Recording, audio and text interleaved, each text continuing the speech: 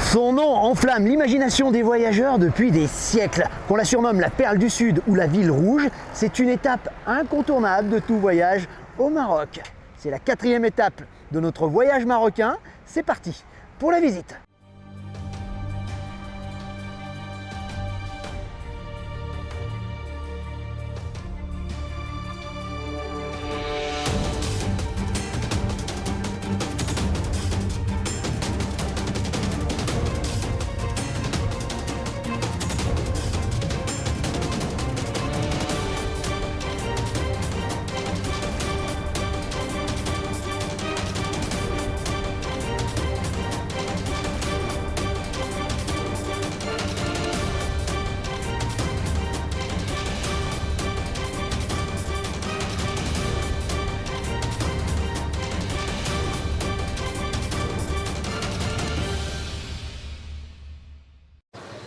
Bon, avoir une voiture pour visiter le Maroc est un gros avantage, sauf à Marrakech. On essaye de s'en débarrasser le plus rapidement possible, plusieurs possibilités.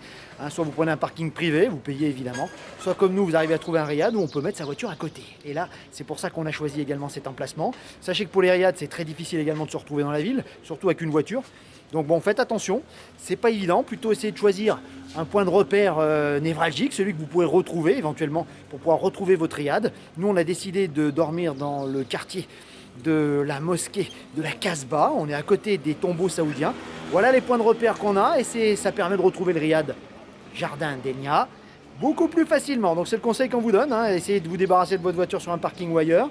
Essayez également de trouver un point de repère pour le quartier pour retrouver votre riad, parce que c'est pas ce qui manque à Marrakech, beaucoup sont fermés à cause du Covid. Et c'est vrai qu'on galère un peu à trouver, surtout si c'est en pleine Médina, à trouver son adresse.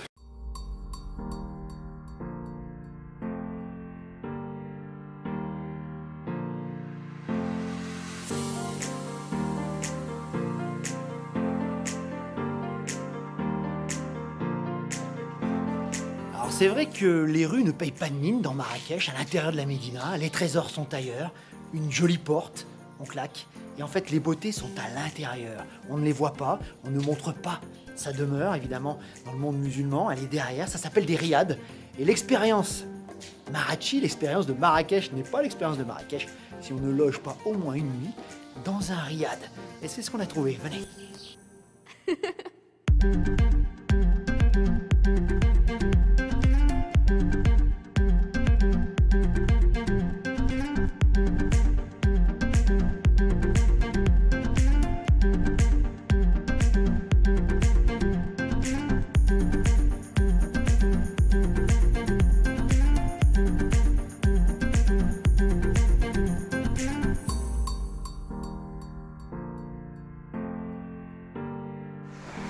L'expérience Marrakech ne serait pas réussie sans une nuit au moins dans un riad marocain.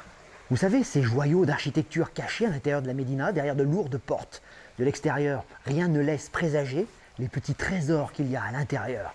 Alors il en existe des milliers à Marrakech. Lequel choisir? Pas évident. On a réussi à trouver un peu par chance, et aussi en cherchant pas mal, les jardins d'Enya. À la fois proche de Djemma-Efna, mais loin de la fureur et du bruit de la place centrale de Marrakech. C'est un petit joyau qu'on va vous présenter maintenant. En plus, pour un prix tout doux, 45 € la nuit, en petit-déj, dans une suite quasi royale. Les 1001 en somme, à Marrakech.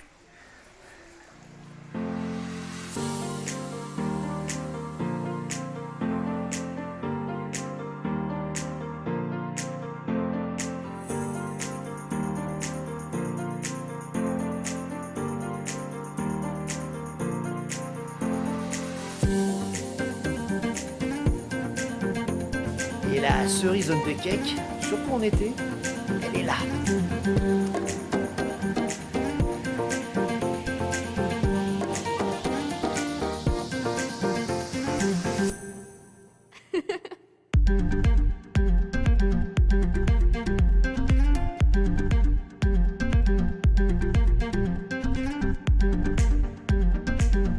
Bon, les chambres les plus prisées sont celles qui donnent sur le patio, avec de grandes portes ouvragées. C'est pas les plus grandes et c'est peut-être les plus bruyantes. Attention, on a préféré loger à l'arrière dans des petites suites, avec petite terrasse privée, plutôt pas mal. Pour un prix super abordable, attention en saison, à Marrakech, les prix ont tendance à flamber. Mais ils sont si nombreux que la concurrence fait qu'on arrive toujours à trouver son bonheur.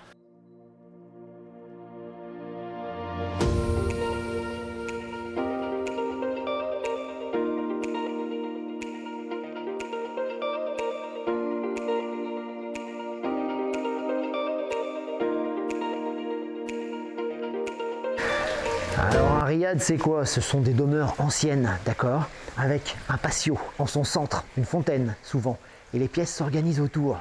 Là aussi, c'est plus ou moins finement restauré. Ici, le travail a été bien fait. On se sent très bien dans le riad des Jardins d'Enya. Il en existe plein, hein. Je pourrais vous donner d'autres adresses si ça vous intéresse. Mais il faut savoir fureter. Loger dans la Médina quand on a une voiture n'est pas évident.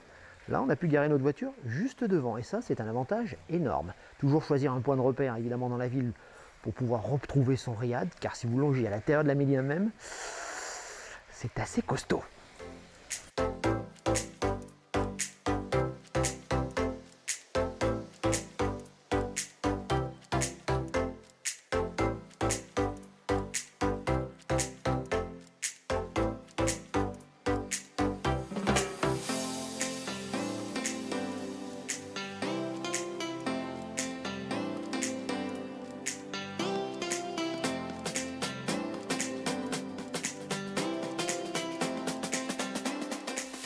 L'un des gros plus de l'établissement, son hammam.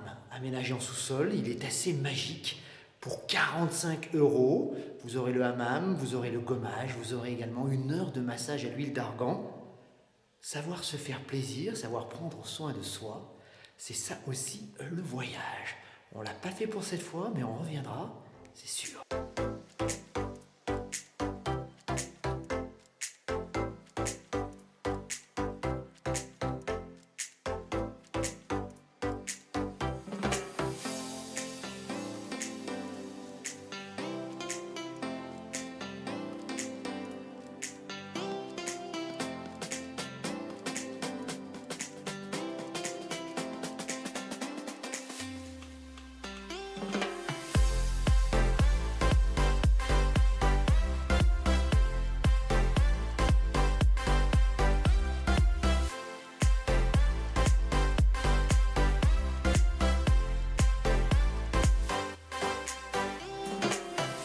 Les tombeaux saadiens, c'est pas très loin de là où nous logeons.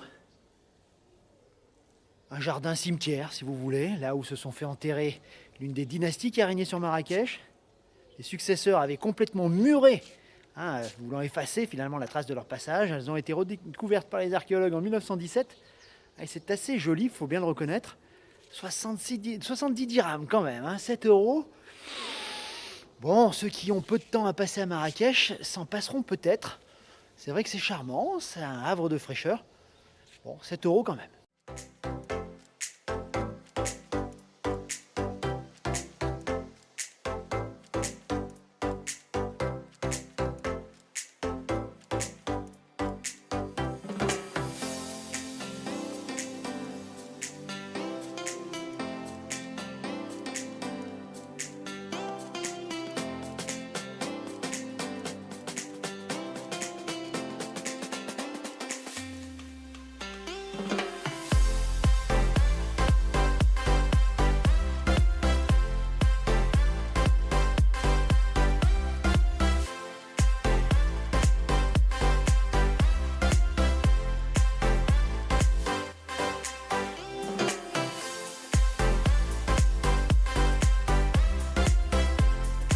Bon alors, ramener des souvenirs à Marrakech, c'est pas facile, le souk regorge de boutiques. Alors notre petit coup de cœur, franchement, c'est chez Abdelkarim. Abdelkarim, en face de la mosquée de la Casbah, juste à côté de la boulangerie.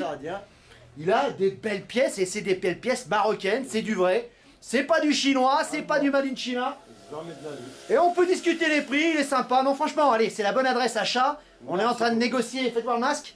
On est en train de négocier un masque de toute beauté. Attends, celui-là d'abord. Et l'autre aussi. Alors j'hésite entre celui-là qui est un peu plus cher, mais c'est une petite merveille, et celui-là qui est tout aussi beau, un peu moins cher. Alors j'hésite. Allez, c'est parti, on va négocier un peu.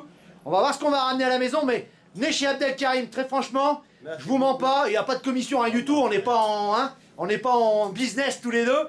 Mais franchement, il a des super pièces. Merci beaucoup. Gentil.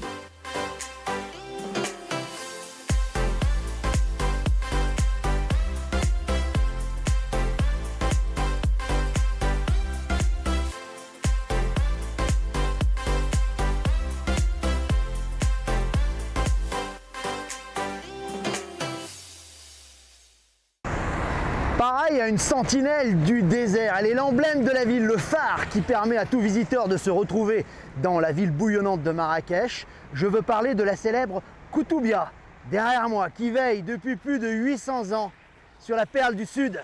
Sans doute le plus beau monument d'Afrique du Nord. Il n'est pas sans rappeler sa sœur jumelle, où nous étions à Séville, la Giralda, hein, et même le minaret de la mosquée de Rabat. Elle a été maintes fois copiée, mais jamais évidemment une telle splendeur. Remarquez que les quatre côtés, aucun n'est identique.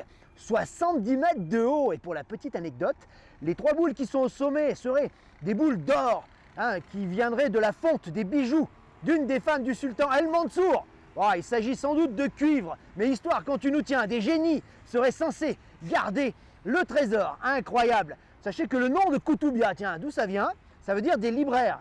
Sachez qu'au XIIe siècle, il y avait sans doute à ses pieds le plus grand marché de bouquinistes du monde. Rien que ça.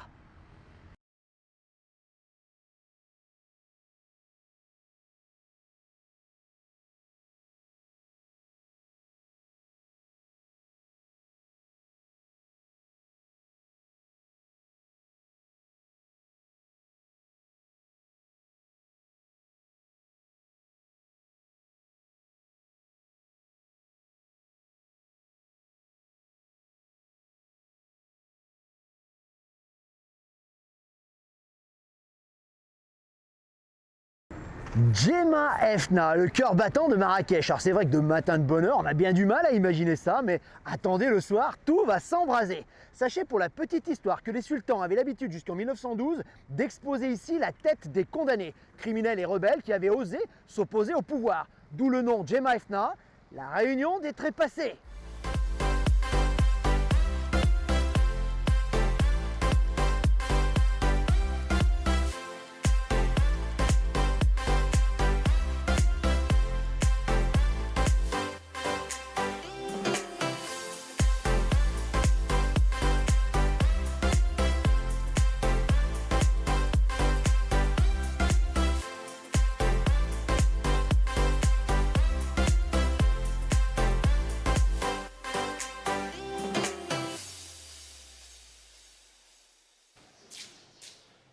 J'aime bien me promener dans les souks de Marrakech le matin de bonne heure. Il y a quasiment personne. Alors certes, tout est fermé, mais ça donne une autre ambiance. Et puis vous vous y revenez dans l'après-midi, et là, tout est ouvert. C'est un autre monde qui se dévoile à vous. Mais c'est vrai que visiter les souks le matin de bonne heure, comme toutes les villes d'ailleurs, hein, les visiter de bonne heure le matin, ça vous permet d'apprécier un petit peu les sites et surtout d'aller voir les principaux monuments, hein, sans être trop embêté. Encore que là, 8 h du mat, il y a quand même 2 mecs qui vont commencer à nous agripper. Faites attention, les rabatteurs de Marrakech sont assez...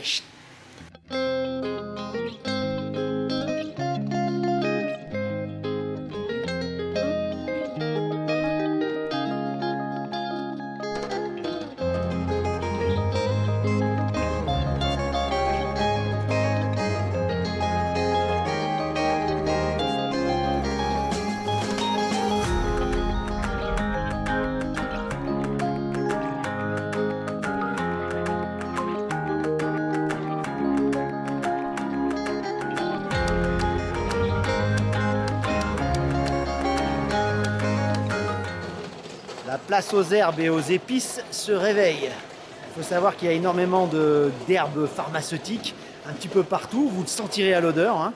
Safran, ça sent le thym, etc., etc.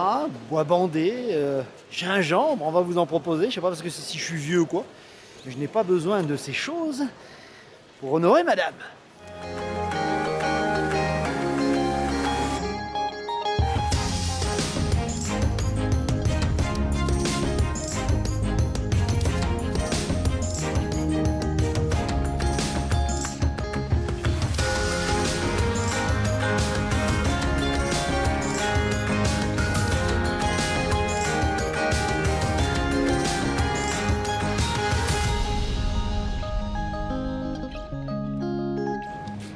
l'une des plus belles places de Marrakech, la place des Ferblantiers. Ah, le soir, c'est pas mal de venir y boire un coup. Alors, il y a plus de restos et de bars que de cafés que de Ferblantiers aujourd'hui.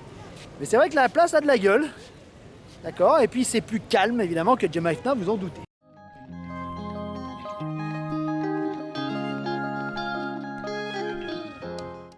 Tout simplement le plus beau palais de Marrakech.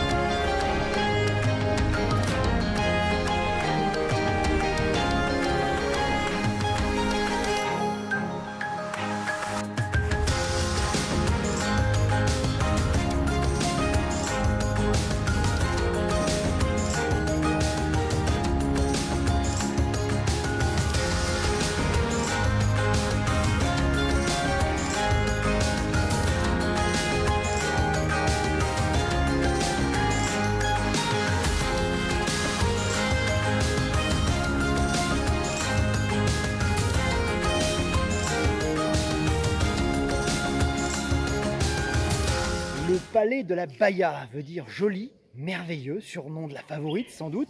Sachez que le grand vizir qui vivait ici en avait 24 de concubines. Sacré tempérament. Mais on imagine la vie fastueuse de cet homme ici, sur ces 8 hectares de propriété exceptionnelle, 166 salles. Pareil que selon la légende, plus de 6000 ouvriers ont été nécessaires, artisans, pour façonner au 19e siècle ce superbe palais.